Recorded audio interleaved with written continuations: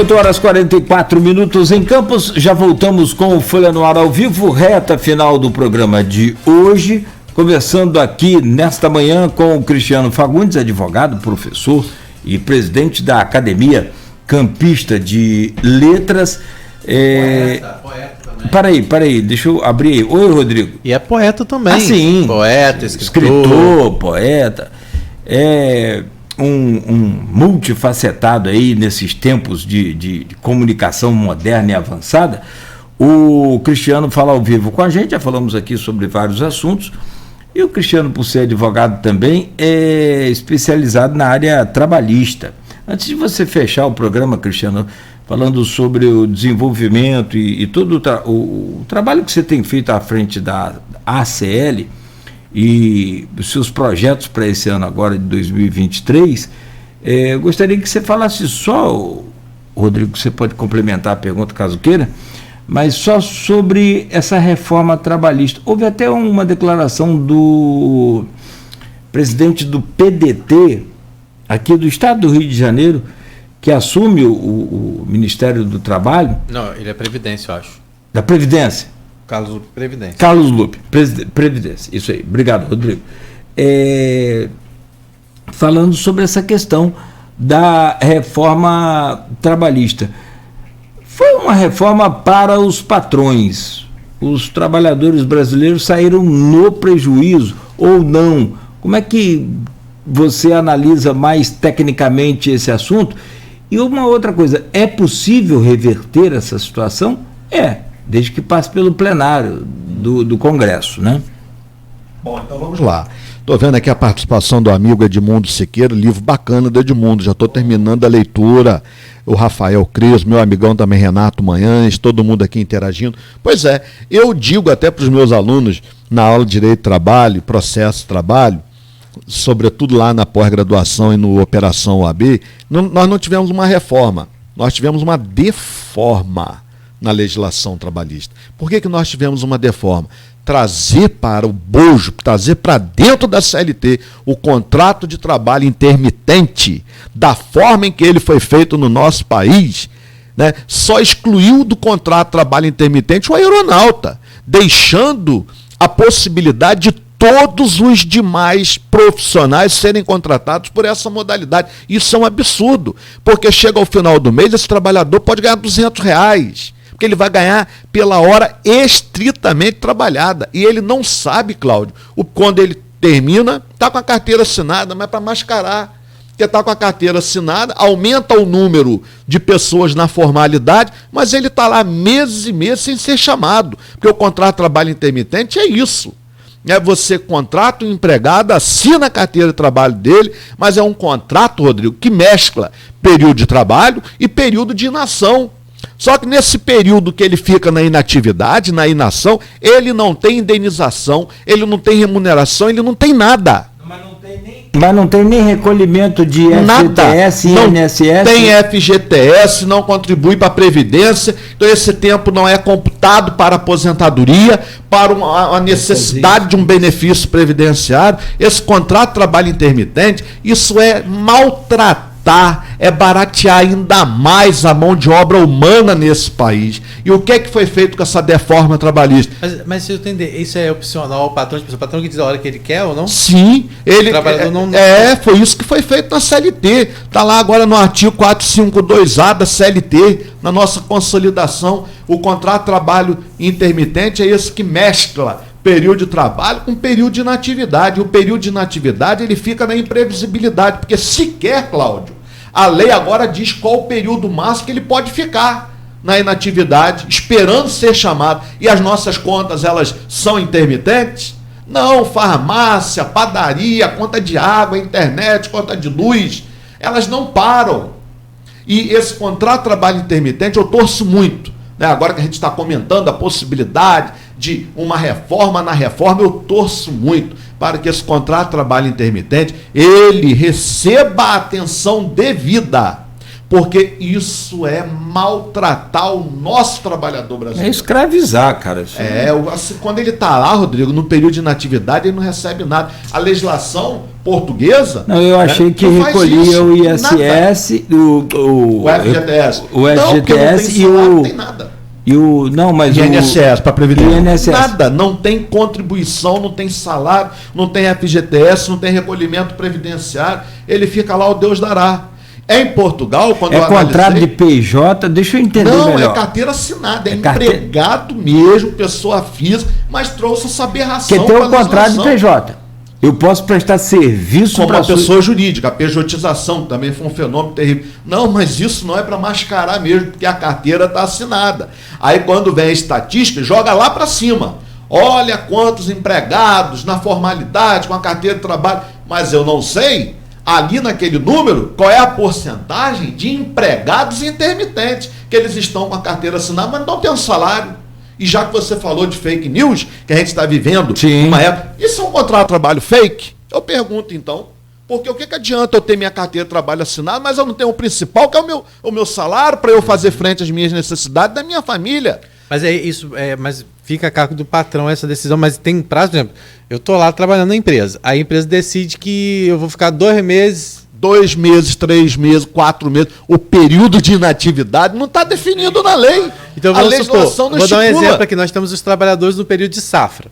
Aí vamos supor, eles trabalham, né, alguns meses da safra e os outros meses eles não. Se o patrão não quiser rescindir o contrato com ele, deixar ele... Fica lá. Ele fica até chegar a outra safra, pode. Pois é. Não dá indenização, não dá nada. Esse período não tem nada. Olha, estão fazendo muito isso com o pessoal de portaria. Então, eu penso assim, o contrato de trabalho intermitente, ele tem que ser melhor analisado, porque não é excluí-lo, não. Se a atividade for sazonal, se de fato justificar aquela contratação, porque aquela atividade empresarial ela não é corriqueira, ela não é contínua, como período de Páscoa, fazendo... Tudo bem, justifica essa contratação. Agora, você contratar pelo contrato de trabalho intermitente para um trabalho que é contínuo, que faz parte da atividade daquela empresa, é baratear ainda mais a mão de obra do trabalhador brasileiro. Só destacar aqui que essa lei, essa reforma, ela aconteceu no governo interino de Temer. Foi assim que caiu o governo Dilma. Sim. Eu gosto muito de ser justo, não que eu seja exemplo para ninguém, mas não foi no governo Bolsonaro. Assim como o Pix também não foi criação de Bolsonaro, foi no governo Temer ainda. Agora, a pejotização. Eu presto serviço para a empresa do Rodrigo Gonçalves. Eu trabalho para o Rodrigo, carteira assinada. O Rodrigo falou, vou ter que te demitir, não consigo mais pagar você aqui a carteira e essa coisa toda, e posso até te contratar como pessoa jurídica. Mas como é que eu vou fazer? Você abre a sua MEI, né, microempresário individual, e eu te contrato pelo sistema, então, de pessoa jurídica. O que também não dá absolutamente direito nenhum, hora nenhuma. ISS, estou com o negócio de imposto, FGTS, não recolhe porque ele não é empregado, a Previdência, ele só está prestando um serviço. Você contratou uma empresa, uma pessoa jurídica. Agora tem que ter muito cuidado, porque se estiver... que eu queria saber, tem pegada nisso aí? Tem, por quê? Uma coisa é, de fato, eu contratar uma empresa. Você, Rodrigo, tem a sua empresa já constituída e eu estou contratando a sua empresa. Perfeito, pode ter terceirização, não há problema nenhum em uma empresa contratar uma outra empresa. Agora, meu amigo, se você contrata um empregado, exige dele, que eu já vi muito isso em processo trabalhista, quantos processos nós já trabalhamos com isso, até fiz uma palestra, aí uma juíza campista, a doutora Ana Maria Nascimento, ela usou um termo que eu gostei muito, mascarar. Aí exige daquele empregado, que ele é um empregado, que ele abra uma empresa, uma PJ, uma pessoa jurídica, como forma de ser contratado. Se você não abrir a PJ, eu não te contrato. Aí quando você vai analisar aquela situação ali, você vê que é um empregado mascarado por uma PJ para burlar direito trabalhista, para burlar a aplicação da CLT. Então, como a gente está em minutos finais, a gente tem que dizer o seguinte: é possível a contratação de uma PJ. Você pode contratar uma pessoa jurídica, isso é perfeito. A gente tem terceirização, pode ter terceirização até na atividade hoje principal de uma empresa.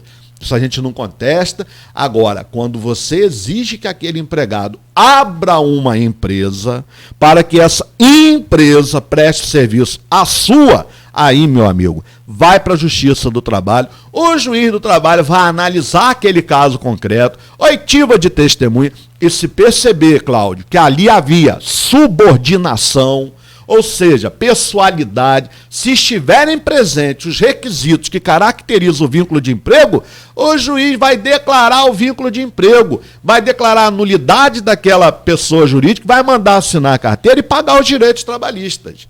Então é um tema super importante, essa questão da reforma, muito bem registrado aí por você, Cláudio. Isso vem do governo Temer. Essa reforma trabalhista, por exemplo, Rodrigo, ela entrou aqui, essa grande reforma, né?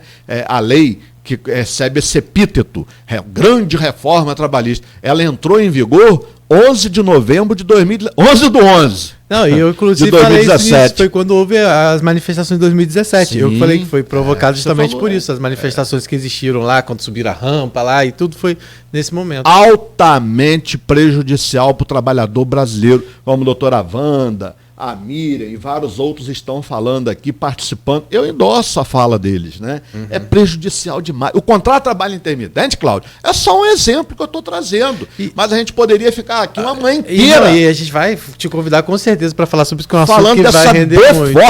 Porque eu queria agora só que você falasse assim, o que se espera agora, então, nessa mudança? Que a gente sabe que é um governo que vem com esse, pelo menos, discurso, e na prática também, por já ter passado, né, em outros governos, de valorização das leis trabalhistas, de garantir direito ao trabalhador. O que se espera? O que você já ouviu falar, assim? Porque acho que é o ex-prefeito de São Bernardo do Campo, acho o Marim, que é o da reforma trabalhista, e o Lupe, que já foi também do Ministério do Trabalho, que está à frente do Ministério da Previdência. O que se pode esperar de fato, pelo que você já ouviu falar, assim, realmente? Porque eu acho que algumas coisas, a minha opinião, não deve retroceder. Eu acho que algumas coisas vão ser difíceis de tirar. De mudar, Pois é, mas olha só, como escritor, 20 livros de direito do trabalho, há 20 anos na sala de aula todo dia, estudando direito do trabalho. Sabe o que eu espero desse governo, no aspecto da legislação trabalhista? Que o empregado ele seja visto como hipossuficiente, como o empregado seja visto como o elo mais fraco. Porque num contrato de trabalho, eu, empregado, não estou em situação de igualdade com a outra parte que está me contratando. Eu recebo ordens, eu sou o mais fraco, assim como é na relação de consumo. O consumidor, ele é o hipossuficiente, ele é o mais fraco lá naquele contrato. E aí a gente pode discutir depois, explicar com calma para o nosso ouvinte, essa reforma, essa deforma, ela cria até a figura do hipersuficiente. O trabalhador que é o hiper, isso é uma loucura. Né? Isso aí é disruptivo. A gente nunca teve na história do direito do trabalho brasileiro. Empregado é o mais fraco. Então o que eu espero do governo é que o empregado seja visto como, de fato, o elemento, o sujeito mais fraco desse contrato, e que haja também um incentivo para os empregadores. Porque é o que muito bem o Cláudio Nogueira falou, são heróis. Porque eu reconheço, porque eu advogo para empregado, mas para empregador também. Eu sei quanto que é difícil, porque essa carga tributária é absurda, não tem incentivo, e é quem movimenta a economia deste país. Então, o que eu espero é que haja um incentivo, tá, para os empregadores, que movimentam a nossa economia, mas que o empregado também ele seja visto como o sujeito mais fraco, porque eu não discuto em pé de igualdade com o meu empregador, não. A gente discute, quem é empregado discute em situação de igualdade com o outro lado? Claro que não, principalmente nessa história, nesse momento que a gente vive de desemprego. Então o que eu espero é isso, que o empregado seja visto como ele sempre foi visto, como a parte mais fraca. E que haja também um olhar para os empregadores neste país, porque eles movimentam a economia. E aí eu queria aproveitar, já sei que a gente está no final, mas falando sobre essa relação empregado e empregador, quer dizer, empregador e empregado, vice-versa, mas a gente viu aí durante as últimas eleições exemplos disso, né? De empregados que foram até, vamos dizer assim, intimidados a poder ter que manifestar a sua ideologia, né? Foram impedidos. Impedidos, e outros tiveram que até de vestir camisa mesmo para trabalhar, né? E depois a gente viu algumas explicações até não muito convincentes, mas assim, teve caso em campo. Sim, né? Então isso também mostra um pouco dando moral. Isso é assédio. Você não ter liberdade para votar, essa pressão, né? E ser obrigado a vestir uma camisa de um candidato, de um partido que você não quer fazer aquilo. Isso é assédio moral. E que, se chegando à Justiça do Trabalho, esse empregado vai receber uma reparação por danos morais, né? E a gente sabe que alguns casos, né, de forma como vocês estão registrando aqui, isso ocorre. Não tem como eu falar que não ocorre. Eu estou lá na Justiça do Trabalho todo dia, né? A gente está acompanhando, a gente vê julgados, eu acompanho o TST todo dia, né? As coisas absurdas que a gente vê, que a gente não acredita que aquilo está acontecendo no ano de 2023. Eu via julgados, pessoas sendo alvo de chacota, Cláudio, por questão de obesidade, porque, meu Deus do céu, por uma deficiência física, e sendo objeto de chacota. No ambiente de trabalho, o empregado passava mal na hora de trabalhar, né? Porque já ficava, o ambiente de trabalho estava hostil. Então, a gente volta um dia aí para bater um papo, que aí eu vou estar em casa, direito de trabalho. Né, Cláudio? Assim, pode preparar o lombo lá. Vambora, a gente vem aqui conversar com os ouvintes. Tem que subir mais vezes a escada aí, pagar a academia. São 9h e acabou que a gente não falou, para fechar, sobre 2023 para a ACL. 30 segundos aí, por favor, meu caro Cristiano. Só para você tentar colocar para a gente o que você pretende fazer em 2023 diferente. Bom, vou falar então à frente da academia. Sim, é isso aí. Isso aí, então. Quero fazer um projeto, uma jornada de literatura, discutir a literatura, trazer os grandes nomes que a gente tem, Adriano Moura, o Aloysio, que é um grande poeta, Annalise, Edinaldo, Arlete, e fazer uma jornada de literatura. Mas falar da literatura brasileira, falar de poema, falar de prosa, né? Então, o que eu pretendo fazer à frente da academia, abrir ainda mais as portas da Academia Campista de Letras para a nossa sociedade, trazer os jovens, trazer as crianças, não só os universitários, mas também trazer as crianças para conhecerem a academia. As escolas que estão mantendo contato comigo, estou abrindo as portas da academia para que as crianças conheçam a nossa academia, os nossos escritores, a história da nossa academia, e aquela história é muito rica. A academia, ela era uma escola que não tinha parede. Então eu mostro foto para os alunos, Cláudio, eles ficam encantados, mas não tinha parede, e me fazem perguntas muito difíceis. E quando chovia? E se entrasse aqui a criatividade da criança? Sim. E aí eu tenho que arranjar uma resposta. Então, o projeto principal, que já está terminando a minha gestão, porque na OAB foram 3 anos, mas na academia são 2 anos, e como eu já vou engatar aqui no doutorado, eu não vou poder fazer mais um mandato.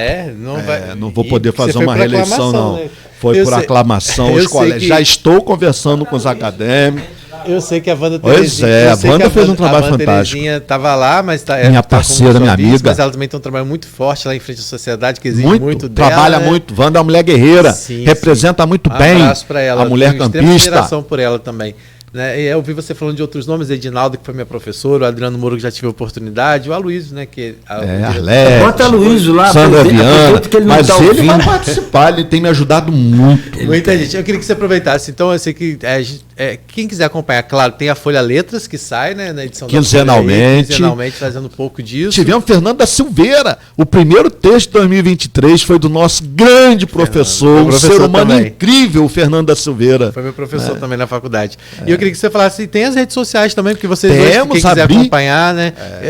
Se quiser deixar a sua também, deixar as redes sociais da academia, eu gostaria que você falasse para que as pessoas possam acompanhar o trabalho de vocês. Esse espaço, a Folha sempre dando essa cobertura aí para a academia, além da gente ter esse espaço tão importante que é o Folha Letras, quando na gestão da Wanda, que eu fui o vice dela, agora a gente trocou de papel, ela é minha vice. Era o espaço que a gente tinha, Cláudio, porque a academia não podia fazer evento, né, de porta aberta, físico, presencial, mas aí como é que a gente pôde continuar o trabalho? Através da Folha Letras, né? Os acadêmicos escrevendo, dialogando com a sociedade. Então é isso aí.